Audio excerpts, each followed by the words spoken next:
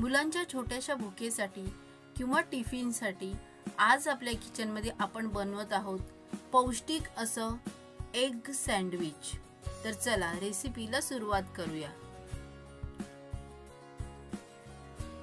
त्यासाठी इथे मी 4 अंडी उकडून घेतली आहेत। आता आपण ती बारीक कट करून घेऊया किंवा ती किसणीवर किसून घेतली तरीही चालतील।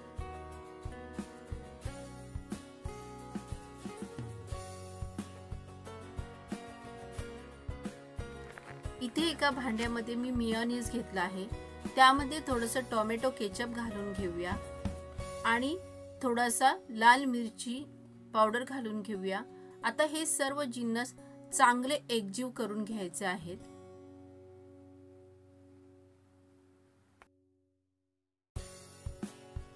आता एका बाउल मध्ये इथे मी सर्व कट केलेले अंडी घालून घेतली आहेत।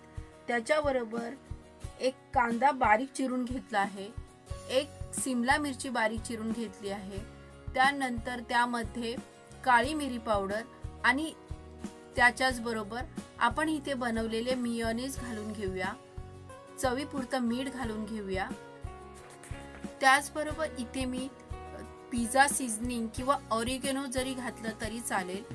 आता हे सर्व जिन्नस आपल्याला चांगले एकजीव करून घ्यायचे आहेत।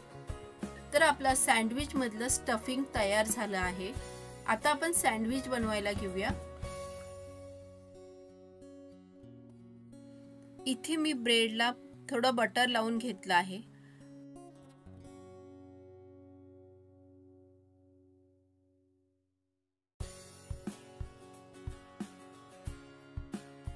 दोन्ही ब्रेडला चांगलं बटर लावून घेतल्यानंतर आता त्यावर ग्रीन चटणी लावून घेऊया। ही चटणी मी पुदिना, कोथिंबीर आणि मिरची घालून बनवली आहे।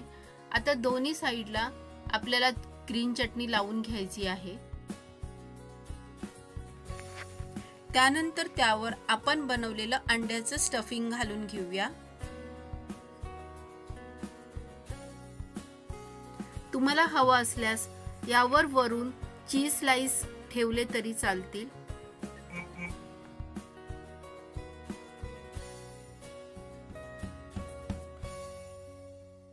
दोन्ही ब्रेडवर अंड्याचं स्टफिंग चांगलं पसरून घेतल्यानंतर आता त्यावर दुसरा ब्रेड लावून घेऊया।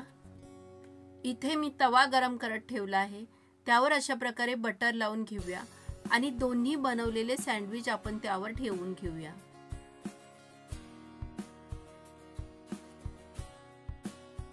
साधारण 2 ते 3 मिनिट एका साइडला ब्रेड चांगले खरपूस भाजल्यानंतर आता ते पलटी करून घेऊया आणि दुसऱ्या बाजूनेही चांगले भाजून घेऊया।